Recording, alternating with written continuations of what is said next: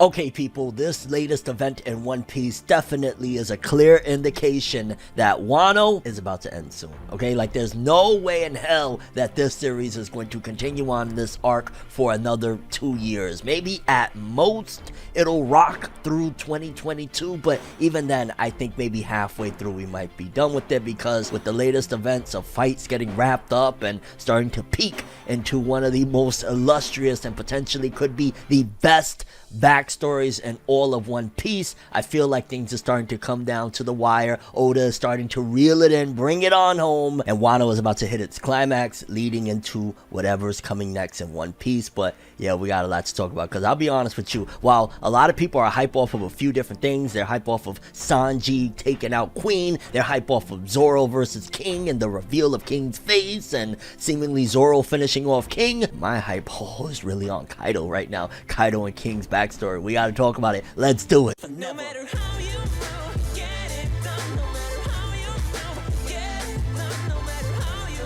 move, get it done. No matter how you move, get it done.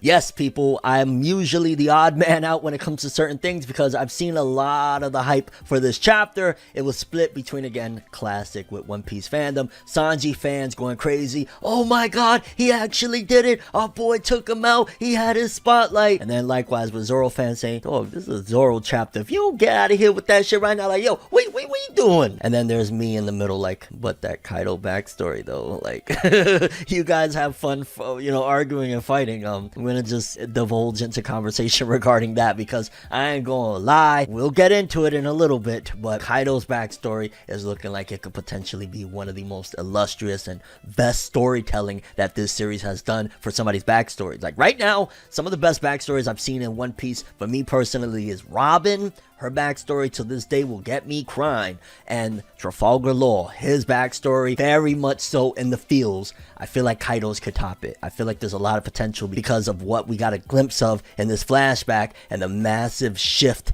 that we see his character today. But let's take it from the top, people, because the name of this chapter, chapter 1035 of One Piece, is Zoro versus King. However, Sanji isn't left out of the fray in terms of we got a little bit more of a wrap up of the events of the Sanji versus Queen battle that we just got out of. And yo, because Sanji, following that sweet chin music that he had hit Queen with, sent Queen flying. And I ain't gonna lie, at the end of last chapter I was kind of like, I wonder, is this really gonna be the end for Queen? Is it going to continue? Because a lot of these fights have been going on for a while now, and I mean, we've had a lot of power-ups for Sanji, and it feels like in a weird way, that despite the fact that we've had a lot of power-ups and we've seen that Sanji has went from, like, he had to use the Soba mask, whole gear and whatnot, to now he essentially can use that without having the costume on. I feel like it's even more so just the tip of the iceberg, so to speak, when it comes to Sanji's developments and how far Sanji can really go. Like by the end of all of this thing, I can imagine that this is going to be nothing compared to what he's capable of, because it just feels like we're getting the embers of the massive fire that is Sanji's whole character and his whole abilities and capabilities that will be by the end of One Piece. And Sanji, being the class act that he is, I ain't gonna lie, you lie on me, shorty. I don't know what I'm capable of saying to you, but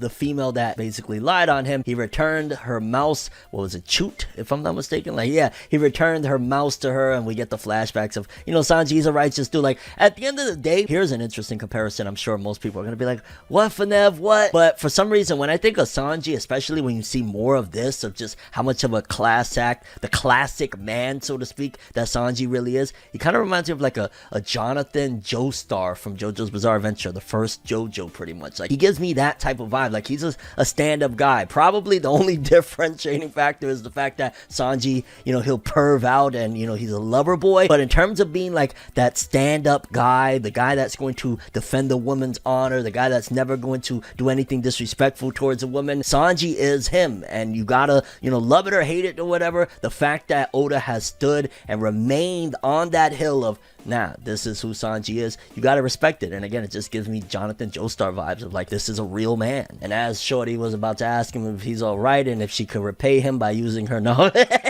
Sanji falls out, and yeah, he's declared the winner of the battle against Queen. And I ain't gonna lie, I feel like it's been so long of a time coming for this, of getting that announcement of Sanji taking him down. And you know, a lot of people have said, well, who's gonna fight who? Is it gonna be? Very early on, for the most part, people were actually dead on the nose of it'll be Sanji versus Queen and Zoro versus King, although there was a little bit of a mix of Jack, of what was going to happen with Jack. But I feel like Oda did it very properly, that Jack should have been handled by the mates to begin with because of that grudge of everything that he put them through and whatnot. But nevertheless, I will say this, I feel like the reason Oda did it was because he didn't want to blow into everybody's backstory incredibly crazy, because that's what would have happened when we had Sanji versus King. That was unexpected. I didn't expect it to go that route. Again, everybody was like Zoro versus King, Sanji versus Queen, but when we had a little bit of that encounter between the two of them, it was interesting because first of all, their heritage and what Sanji is and what King is, it's kind of matching up, the Lunarian type of situation. So I do say that while it was, you know, epic and he gave him that sweet chin music and he actually took the dub,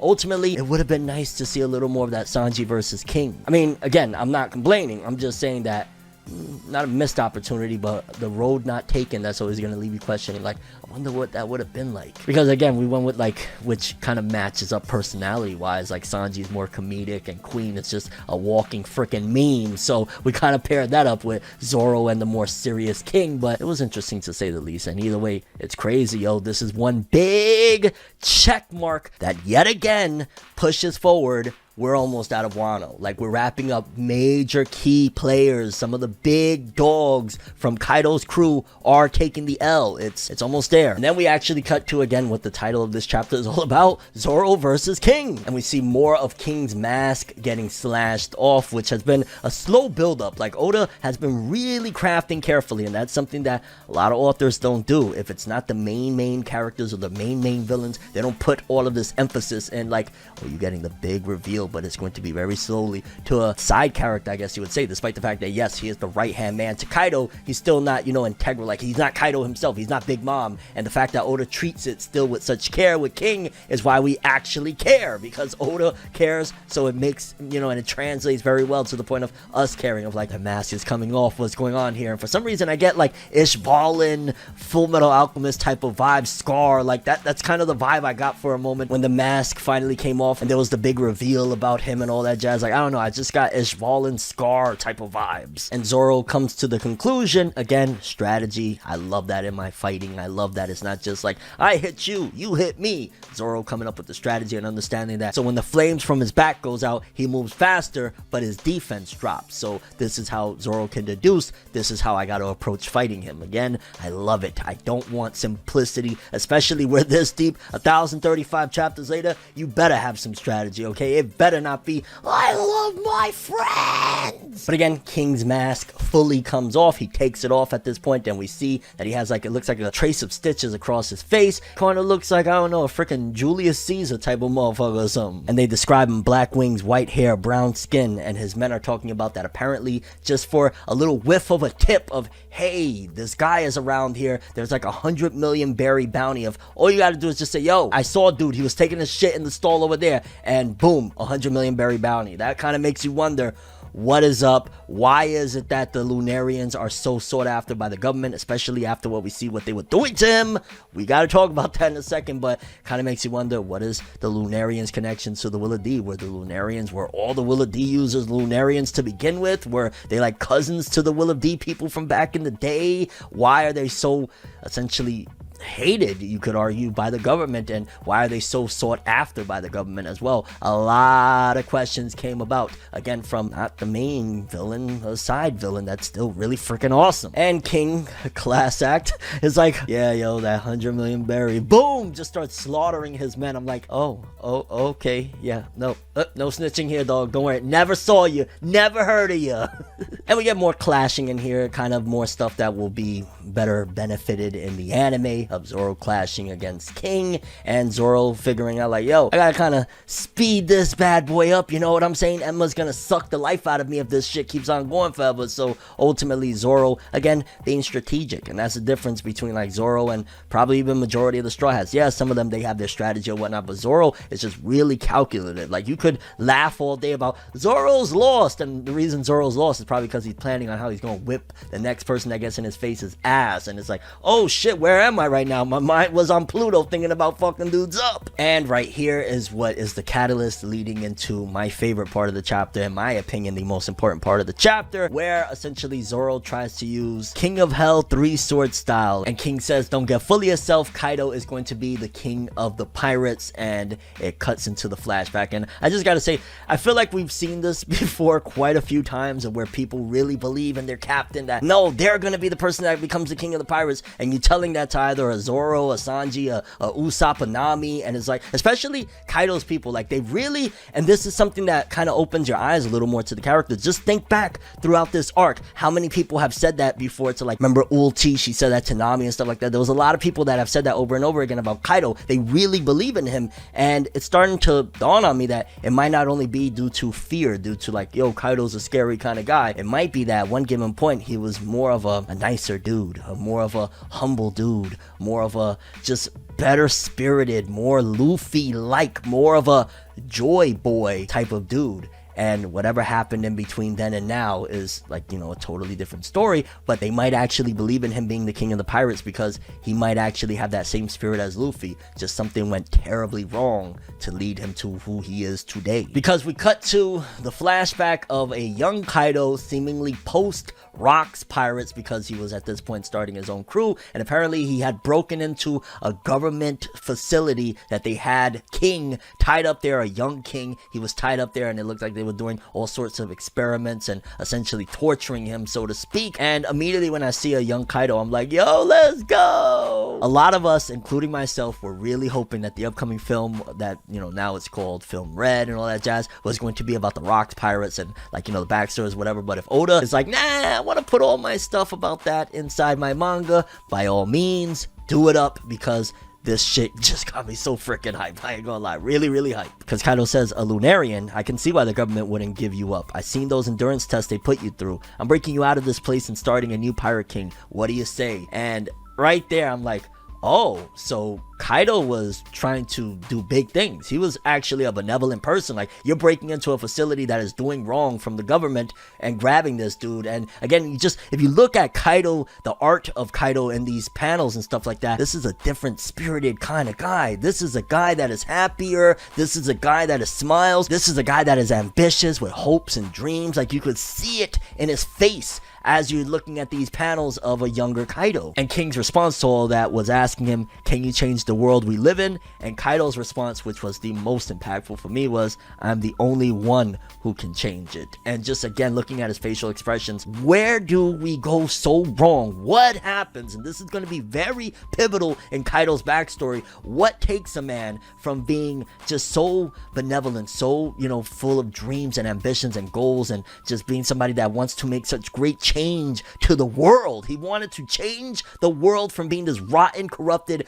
piece of garbage that it is. How do you go from that to a bitter, suicidal, shady drunk that is the Kaido we know today? That, you know, the very first time we actually see him on screen is him jumping from the heavens trying to kill himself. How do we go from point A to point B or point C? What happened at point B to get us to point C, to this is who Kaido is today? Very, very important. I want to say that I feel like maybe it could have been Yamato's mom's death. Whoever was Yamato's mom, maybe that's what happened. Because just think about it. Let's do the psychology real quick. Why is Kaido so hell-bent from jump of keeping his daughter? Like, first of all, you're my daughter, you're me, and also you're not going anywhere, and if you do, your arms are gonna get blown to hell because you're staying right here. It could be a sick and twisted and messed up way. People that have gone through some traumatic shit of, I'm protecting my daughter, even if I gotta blow her arms off to do it, she's not going nowhere, because maybe he suffered a tragic loss, and we still haven't heard anything about Yamato's mom. A lot of us initially thought it was Big Mom. Clearly that's not the case. They're more like a, even though I don't see it, of a brother and sister figure type of relationship or whatnot. What happened to Yamato's mom? Could be that, could be something totally different. It could be that it weighed on him what happened with Rocks, but it can't even be that, because of that past that we just saw right there was post the Rocks Pirates. He was very full of life. He was very happy and stuff like that. So how he goes from that to drinking and jumping from the heavens? Something really bad happened to Kaido, and I want to find out what, because that shit, it kind of got me a little, like, I ain't gonna lie, kind of emotional in a way to think of, like, yo, what happened to make you go so downhill? Because that Kaido that we see in that flashback is very Luffy-like. And this also brings into the whole question of what exactly is Joy Boy when he tells Luffy, you're not Joy Boy. Is it that maybe there's rumors that Joy Boy could cure depression? Like, I don't know. That flashback, man, that hit so deep of just seeing that he wanted to change the world. How we get here. Like, dog, even after he asked him his name, because it was still a little more in the flashback, he asked him his name and he's like, yo, my name's Albert. And he's like, yo, Albert, you a strong dude. But this is, again, a very benevolent guy that he looks at him and he's like, nah, but from now on, you're king. Like, you know how a lot of people joke like, yo, they call people king and stuff like that, or they just in general, like, it's an uplifting thing to call people like, yo, king, you can do big things. This is the type of guy Kaido was back then. And he said, from this day forward, you are my right hand man. And he laughed, and I'm just there like, oh my god, I want a full-on movie, I want a full-on spin-off, whatever, about this, who this guy was back then. And man, Oda slapped on those few pages of just glimpsing into Kaido post rocks and a very happy man. But then we cut back to Zoro versus King once more, as Zoro continues to scout the flames on King's back so that he could decide how to make his move, which again, as I said before, very strategic of Zoro. Love to see it. I guess that's one of the things that a series like Hunter x Hunter usually gets a lot of praise for, right? Of like, yo, there's so much strategy in the battles and stuff like that. And that's just what I felt with some of this battle with Zoro and him. I mean, it's not the most complex in the world. It's like, oh, the flames on his back when they go in and out, but I don't know, I liked it. And King notices that Zoro has caught on to his abilities and essentially the weakness of his ability. And Zoro's like, yo, dog, why you blocking? You scared, dog? You scared, huh? You know these swords about to get that ass, dog. And, you know, he's trying to even use his sword to rip Zoro's swords away and shit like that. Like, you can see that King was starting to get a little worried. And also a little more characterization into King that he is definitely proud of his Lunarian heritage, because he essentially refers to Zoro as an biologically inferior creature. So he feels like, nah, I'm a Lunarian, I'm a king, I'm the shit. And that probably, again, is instilled from way back when Kaido broke him out and was like, oh, you strong as hell, dog, you a king. And we see it look like, I don't know, a Dragon of the Darkness flame, but inverted, coming from King with extra large Imperial flaming wings. And then Zoro hits him with a King of Hell 3-sword serpent, 103 mercies, dragon damnation, cutting the dragon in half. Zoro cut that bad boy up, and it might be the end of King. Now, I'll be honest with you, opposed to the Sanji one, and it might very well be the case of we're gonna start the next chapter with, oh, winner of the battle, Zoro versus King, Zoro. I don't know how I feel about this being the climax.